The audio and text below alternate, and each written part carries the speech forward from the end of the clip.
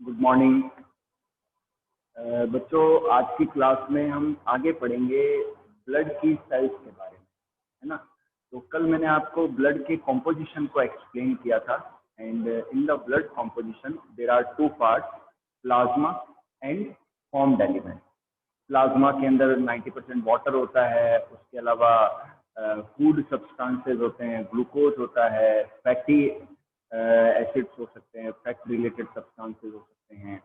इसके अलावा प्रोटीन पाई जाती है, फाइब्रिनोजन, ग्लोबुलिन, एल्बुमिन, है ना। तो जो एल्बुमिन है, ग्लोबुलिन है, इनके साथ में कई सारे दूसरे जो कंपोनेंट्स हैं वो ऐड होके ट्रांसपोर्ट होते हैं।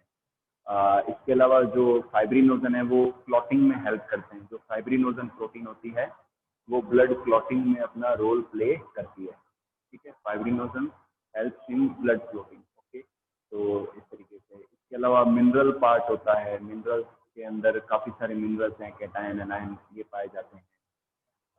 इसके अलावा मैं बात करूँ तो विटामिन्स पाए जाते हैं, हार्मोन्स पाए जाते हैं, एंजाइम्स पाए जाते हैं ब्लड के अंदर।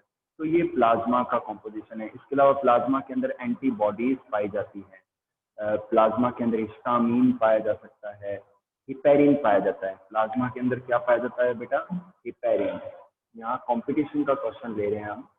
Heparin, heparin is a heparin एक एंटी प्रोथ्रोम्बिन है। क्या है?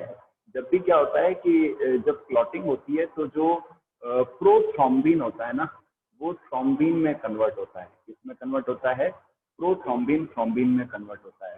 तो जो हिपेरिन है वो अनइंजर्ड जो हिपेरिन होता है वो अनइंजर्ड ब्लड वेसल्स में क्लोटिंग को रोकता है। तो heparin is a anti coagulant. ये क्या है? एक एंटी कोगुलेंट है। आगे बात समझ में आपके? तो हिपेरिन एक एंटी प्रोथ्रोम्बिन भी है, कहते हैं इसे हम। और ये एंटी कोगुलेंट है, ब्लड वेसल्स में, अनइंजर्ड ब्लड वेसल्स में क्लोटिंग को रोके रखता है। अब बात करते हैं कंपटीशन के क्वेश्चन की। हिपेरिन का जो प्रोडक्शन है, जो फॉर्मेशन है, वो लीवर के अंदर होता है। हिपेरिन कहाँ बनता है? लीवर में बनता है। और कुछ अमाउंट इसका जो एरियोलर टिश्यू की जो हिस्टियोसाइट सेल्स होती है, जिन्हें हम मास्ट सेल्स कहते हैं, वो भी हिपेरिन को प्रोड्यूस करती है, रिलीज करती है।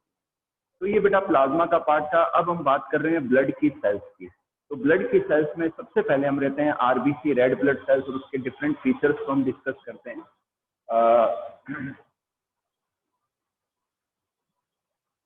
ये कंपटीशन का क्वेश्चन है बच्चों। बच्चों मैं गारंटीड कह रहा हूँ आपको कि बायो की तैयारी आपकी इन 2 सालों में इतनी बेहतरीन हो जाएगी कि आप नीट के एग्जाम को अच्छे से क्लियर कर पाएंगे। ठीक है ना।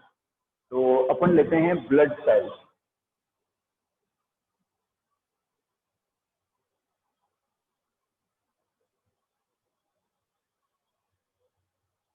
ब्लड सेल्स को फर्स्ट हम लेते हैं red blood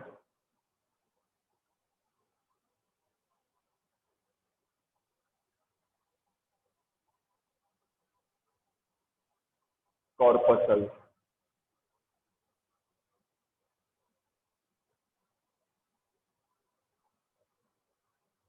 red blood corpuscles, RBCs इन्हें कहते हैं। मैं पहले इनकी स्केच बनाऊंगा, है ना।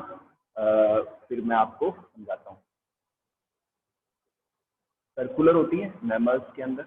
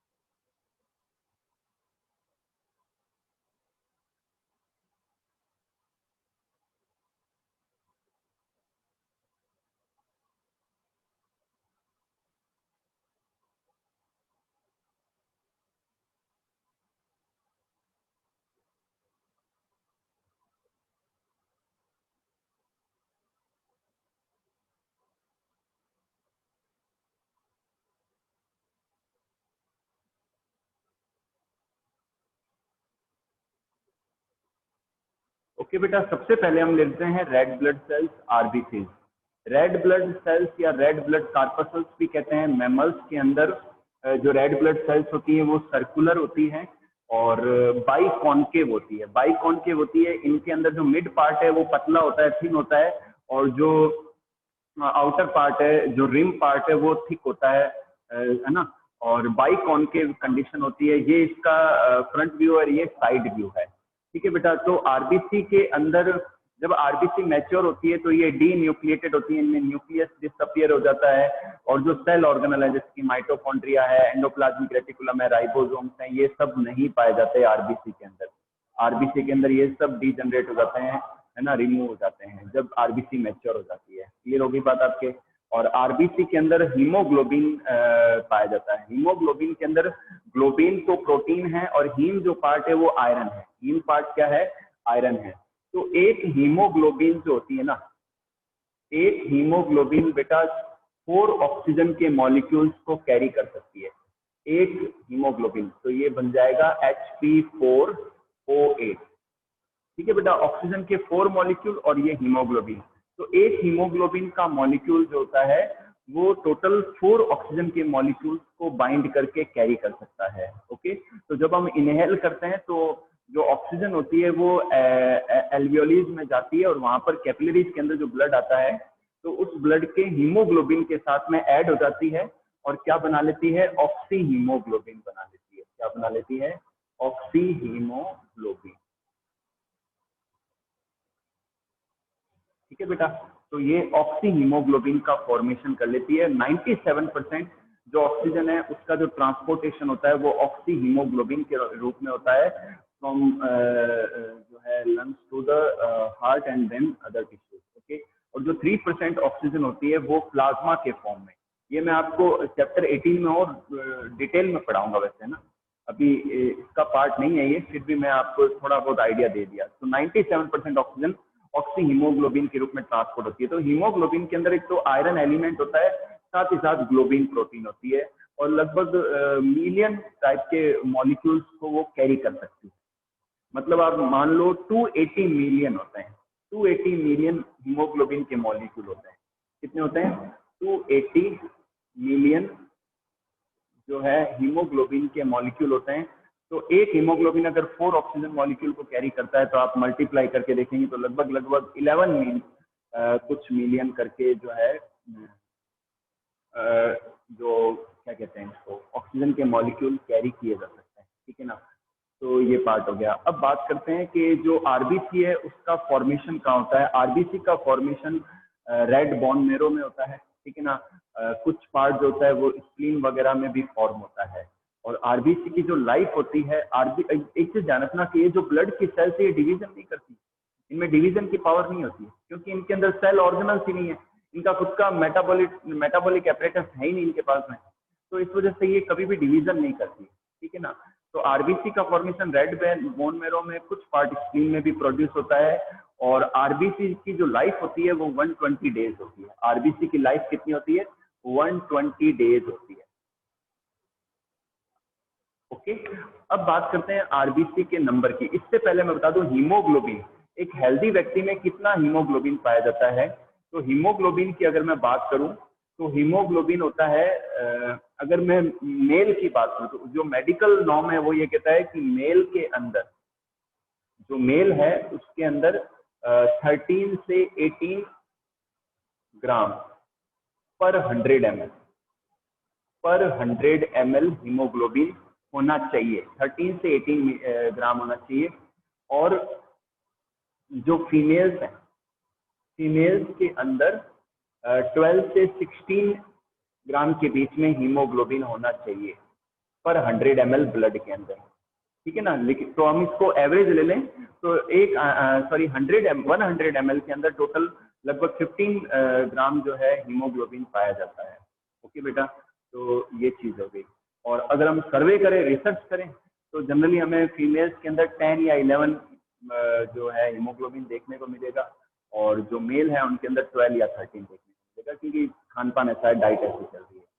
इसके बाद में हम लेते हैं आरबीसी का नंबर।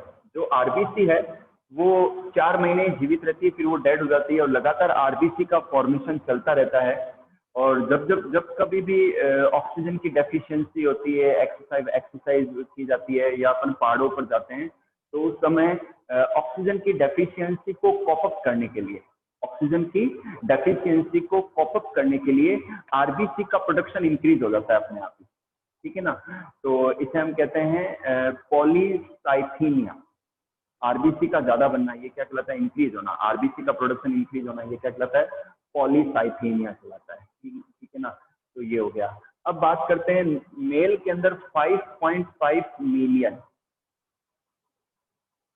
और 55 लाख आरबीसी पाई जाती है। सबसे ज्यादा यही पाई जाती है, आरबीसी पाई जाती है पर क्यूबिक मिलीमीटर।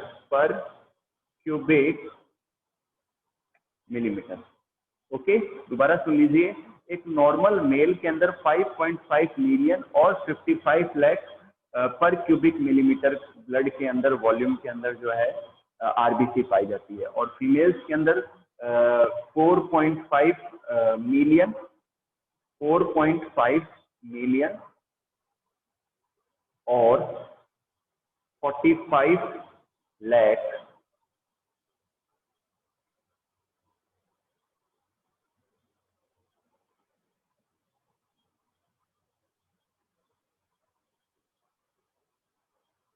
ठीक है ना।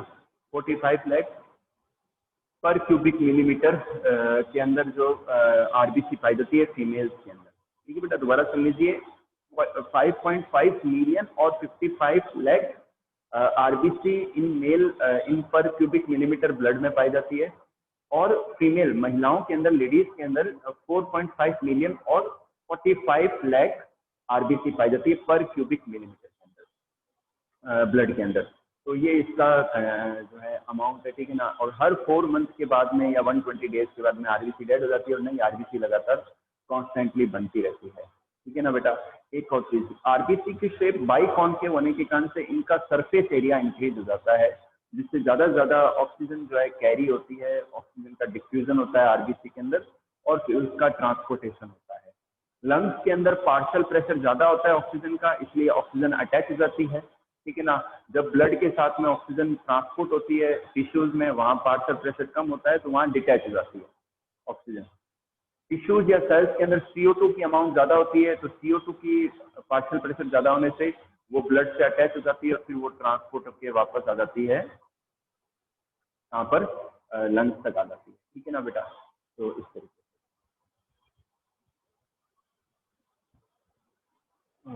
ओके बेटा। तो ये आरबीसी के बारे में पूरी डिटेल थी जो मैंने आपको समझा दी है। ठीक है। और आरबीसी जो होती है वैसे सर्कुलर होती है, लेकिन सिकल सेल एनीमिया जो टर्म है उसमें डेफिशिएंसी ऑफ ब्लड, एनीमिया का मतलब होता है डेफिशिएंसी ऑफ आरबीसी और ब्लड होता है। तो सिकल सेल एनीमिया के अंदर क्या होता है कि शेप चेंज हो जाती है और ऑक्सीजन कैरिंग जो कैपेसिटी है वो कम हो जाती है आरबीसी की। ओके। अब लेते हैं डब्ल्यूबीसी। अच्छा, इनका जो साइज होता है ना वो डब्ल्यूबीसी से कम होता है, डब्ल्यूबीसी से कम होता है और इनसे ज्यादा होता है प्लेटलेट से इनका साइज ज्यादा होता है, लगभग 7 से 10 माइक्रोमीटर के आसपास इनका साइज होता है। तो सेकंड हम सेल्स लेते हैं डब्ल्यू।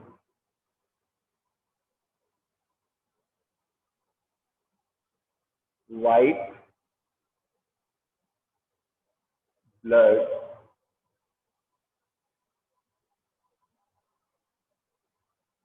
कॉर्पसल्स।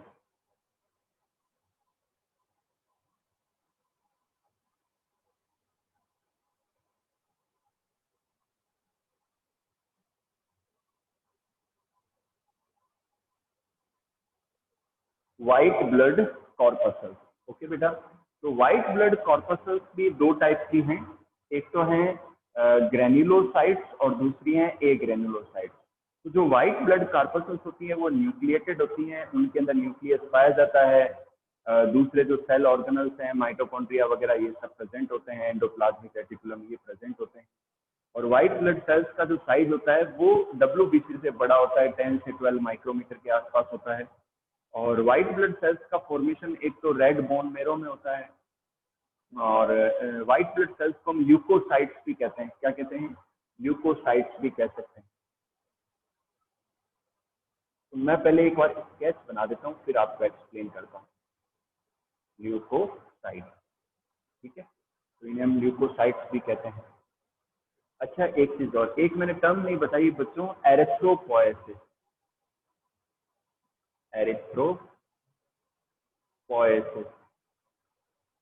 एरेथ्रोपोएसिस का मतलब होता है आरबीसी का formation. RBC, the formation of RBC is called erythropoiesis. तो जब भी आरबीसी की कमी होती है तो किडनी की जो सेल्स होती हैं वो भी एक हार्मोन रिलीज करती है जिसे हम एरेथ्रोपोएटिन कहते हैं। ये सब कॉम्पिटिटिव पार्ट है, ठीक है ना। एरेथ्रोपोएटिन, एरेथ्रोपोएटिन कहते हैं, ठीक है, ठीक है ना। तो एरेथ्रोपोइटिन कहते हैं, और एरेथ्रोपोइटिन हार्मोन की वजह से क्या होता है, आरबीसी का प्रोडक्शन बढ़ जाता है।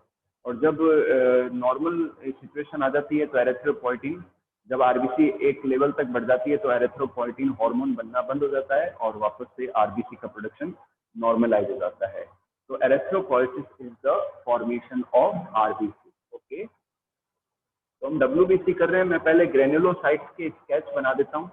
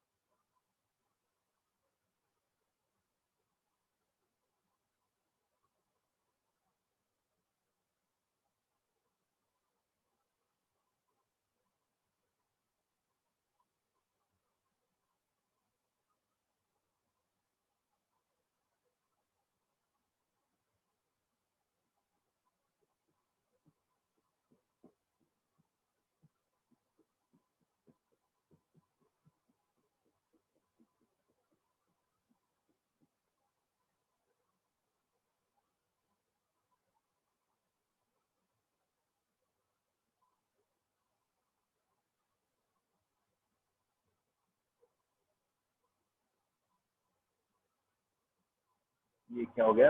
ये हो गया बेसोफिल, है ना। ये तो हो गया बेसोफिल। और सेकंड हम ले लेते हैं।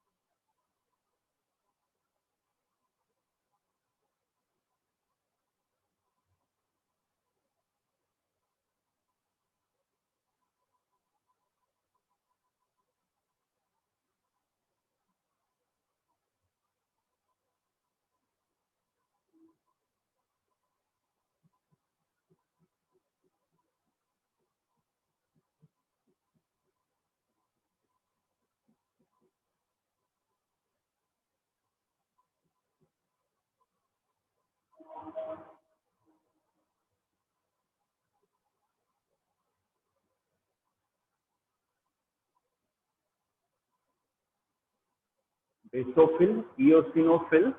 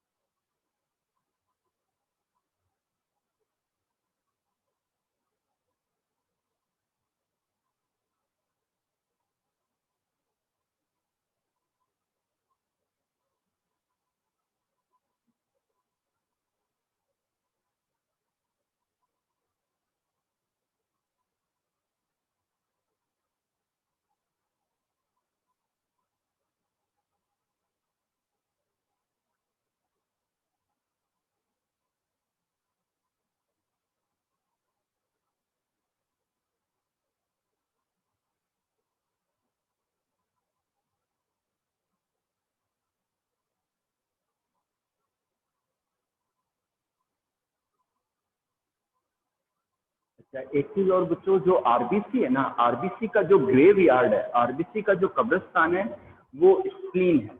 क्या है? स्प्लीन एंड लीवर है। स्प्लीन और लीवर के अंदर जो है आरबीसी का डेड होने के बाद में उसका वहां पर डिस्पोज होता है, और उसमें से जो आयरन कंटेंट है वो वापस से रीस्टोर हो जाता है बोन मेरो के अंदर नई आरबीसी बनाने के लिए। और जो बिलीरुबिन नाम के जो पिगमेंट्स हैं वो पड़े रह जाते हैं। और कई बार जॉन्डिस वाले पेशेंट के अंदर ये बिलीरुबिन आइज के नीचे, स्किन के नीचे, म्यूकस मेम्ब्रेन में नजर आ जाते हैं, वहां से येलोइशनेस नजर आता है। ठीक है ना। एक चीज और, आरबीसी अगर सिंगल होती है ना तो वो अपन को येलो नजर आएगी। ध्यान रखना, आरबीसी अगर सिंगल होती है वो येलो नजर आएगी, और अगर वो बल्क में होगी तो हमें रेड नजर आएगी। क्या नजर आएगी? रेड नजर आएगी। ओके, ये चीज ध्यान रखना। ब्लड अगर ऑक्सीजनेटेड है तो रेड नजर आएगा, ब्राइट रेड नजर आएगा। अगर वो डीऑक्सीजनेटेड है तो पर्पल नजर आएगा। जबकि जो डब्ल्यूबीसी जो है, व्हाइट ब्लड सेल्स है, ये हमारी बॉडी का डिफेंस सिस्टम बनाती है। इन्हें हम व्हाइट ब्लड कॉर्पसल्स या ल्यूकोसाइट्स भी कहते हैं, और ये कलरलेस होती हैं। डब्ल्यूबीसी क्या होती है बच्चों? कलरलेस होती है, ये न्यूक्लिएटेड होती हैं। डब्ल्यूबीसी का जो फॉर्मेशन है वो बोन मेरो के अंदर होता है, लिम्फ ग्लैंड्स के अंदर होता है, थाइमस ग्लैंड के अंदर होता है। ठीक है ना। तो ये चीज है, थाइमस ग्लैंड के अंदर, लिम्फ नोड्स, लिम्फ ग्लैंड के अंदर एंड बोन मेरो के अंदर इनका प्रोडक्शन होता है। ये फैगोसाइटिक होती है, ये फॉरेन एजेंट को या किसी भी बाहरी एजेंट को डाइजेस्ट कर देते, उन्हें किल कर देते हैं। इसके अलावा ये एंटीबॉडीज का प्रोडक्शन भी करती है। ठीक है बच्चों, तो ये है। तो डब्ल्यूबीसीज की जो लाइफ होती है वो 3 से 4 डेज होती है। डब्ल्यूबीसीज की लाइफ क्या होती है बच्चों? 3 से 4 डेज होती है। इन्हें हम ल्यूकोसाइट कहते हैं। ये हो गई लाइफ। ठीक है। और नंबर की बात करूं तो डब्ल्यूबीसी नंबर में बहुत कम होती है। 8,000 10,000, 8 से 10,000 पर क्यूबिक मिलीमीटर, मतलब पर क्यूबिक मिलीमीटर ब्लड के अंदर जो डब्ल्यूबीसी का जो अमाउंट है वो 8,000 से 10,000 के आसपास होता है। तो बच्चों डब्ल्यूबीसी को 2 पार्ट में डिवाइड करते हैं, granulocytes and A granulocytes. Okay, जो ग्रेन्युलोसाइट्स जो डब्ल्यूबीसी होती हैं वो 3 टाइप की हैं, basophil, eosinophil, neutrophil. Basophil, eosinophil, neutrophil, इनके अंदर ग्रेन्यूल्स पाए जाते हैं, इसलिए इन्हें हम क्या कहते हैं? ग्रेन्युलोसाइट्स कहते हैं। जो बेसोफिल होती है उनके अंदर जो न्यूक्लियस, अच्छा इनका जो न्यूक्लियस होता है लॉब्ड होता है। ग्रेन्युलोसाइट्स का जो न्यूक्लियस होता है लॉब्ड होता है। तो जो बेसोफिल्स हैं उनमें एस शेप्ड 3 लॉब्ड न्यूक्लियस देखने को मिलता है। जो बेसोफिल्स होते हैं ये एक बेसिक स्टेन, बेसोफिल होते हैं जो एक बेसिक स्टेन, बेसोफिल एक बेसिक स्टेन है।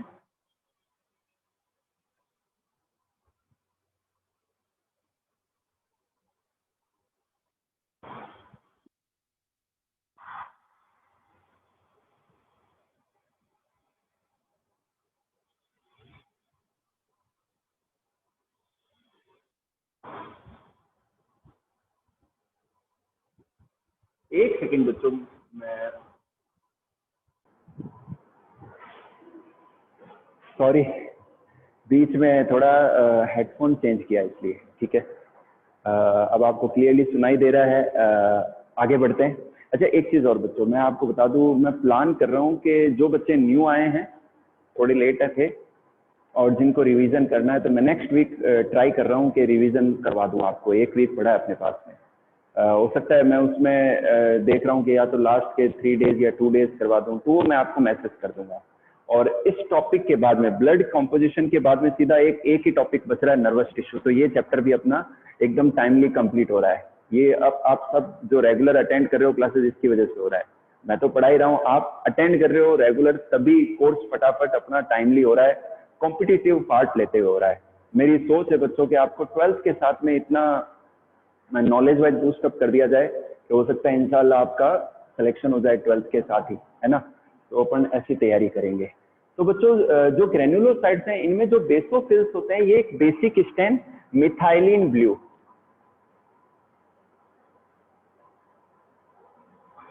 मिथाइलिन ब्लू से ये स्टेन हो सकते हैं, इसलिए इन्हें हम क्या कहते हैं? बेसोफिल कहते हैं। और ये क्या करते हैं? हिस्टामाइन रिलीज करते हैं। ये क्या करते हैं बेटा? बेसोफिल हिस्टामाइन रिलीज करते हैं, और जो एलर्जिक जो रिएक्शंस होती हैं उनमें वो अपना रोल प्ले करते हैं, ठीक है ना।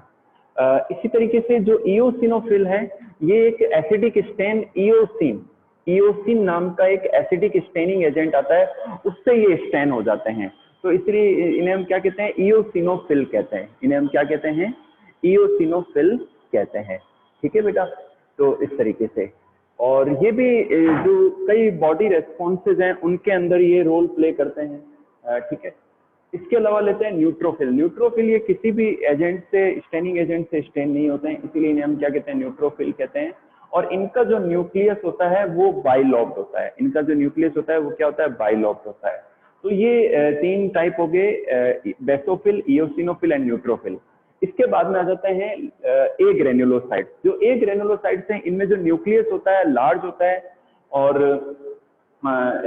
इन्हें हम मतलब ये लार्ज होता है इनका जो न्यूक्लियस है, ठीक है ना। ये देखिए आप, तो ये तो है मोनोसाइट और ये है लिम्फोसाइट, ठीक है बेटा। तो जो मोनोसाइट्स हैं, इनका फॉर्मेशन भी जो आपके क्या नाम है, थाइमस ग्लैंड के अंदर, स्प्लीन के अंदर, बोन मेरो के अंदर होता है, बोन मेरो के अंदर होता है। जबकि जो लिम्फोसाइट सेल्स होती है, लिम्फोसाइट्स भी ए ग्रेनुलोसाइट्स ही हैं, और इनका फॉर्मेशन जो है बोन मेरो में होता है। इनका जो मैच्योरेशन है वो लिम्फ नोड्स के अंदर, लिम्फ ग्लैंड्स के अंदर एंड स्प्लीन के अंदर इनका मैच्योरेशन होता है। और लिम्फोसाइट सेल्स के द्वारा एंटीबॉडीज का प्रोडक्शन होता है। लिम्फोसाइट सेल्स के द्वारा क्या होता है, एंटीबॉडीज का प्रोडक्शन होता है। तो बी एंड लिम्फोसाइट सेल्स दो प्रकार की होती है, B lymphocytes and T lymphocytes. तो जो बी लिम्फोसाइट्स हैं ये मेमोरी सेल्स हैं, और जो टी लिम्फोसाइट्स हैं ये एंटीबॉडीज को प्रोडक्शन करती है। एंटीबॉडीज का क्या करती है, प्रोडक्शन करती है, और हमें इम्यूनिटी देती है, हमें डिफेंस प्रोवाइड कराती है। तो लाइफ इनकी 3 से 4 डेज है। नंबर इनका 8000 से 10000 क्यूबिक मिलीमीटर के आसपास है, ठीक है बेटा। तो मेन डब्ल्यूबीसी का फंक्शन क्या है, हमें इम्यूनिटी देना, हमें इम्यून पावर प्रोवाइड करवाना, ठीक है ना। हमें इम्यूनिटी देना, ये मेन फंक्शन है डब्ल्यूबीसी का। मैं फटाफट बच्चों, अच्छा, जो डब्ल्यूबीसी का प्रोडक्शन है उसे हम ल्यूकोपोएसिस कहते हैं। क्या कहते हैं, ल्यूकोपोएसिस कहते हैं। ग्रेनुलोसाइट्स के प्रोडक्शन को कहते हैं ग्रेनुलोपोएसिस, और ए ग्रेनुलोसाइट के प्रोडक्शन को कहते हैं ए ग्रेनुलोपोएसिस। क्या कहते हैं, ए ग्रेनुलोपोएसिस कहते हैं। अब फटाफट से बच्चों मैं आपको प्लेटलेट्स के बारे में बता देता हूं, और फिर अपना ये टॉपिक फिनिश हो जाएगा। तो बच्चों मैं सोच रहा हूं कि पहले इस चैप्टर को कंप्लीट कर दिया जाए, 2 या 3 क्लास में ये चैप्टर कंप्लीट हो जाएगा। फिर लास्ट में अपने पास में 4-5 दिन बच जाएंगे। तो फर्स्ट 2 चैप्टर्स है वो सभी के क्लियर हैं, और जो बच्चे न्यू हैं उनको 3rd 4th चैप्टर वगैरह जो है वो मैं समझाने की पूरी कोशिश करूंगा, ठीक है। थर्ड अपन लेते हैं प्लेटलेट्स। और मैमल्स के अंदर इन्हें प्लेटलेट्स कहते हैं, और मैमल्स के अलावा जो दूसरे वर्टिब्रेट हैं उनमें इन्हें हम थ्रोम्बोसाइट्स कहते हैं। क्या कहते हैं, थ्रोम्बोसाइट्स कहते हैं, ठीक है ना। और इनका प्रोडक्शन बोन मैरो के अंदर होता है। इनकी जो स्ट्रक्चर होती है वो कुछ इस तरीके से होती है।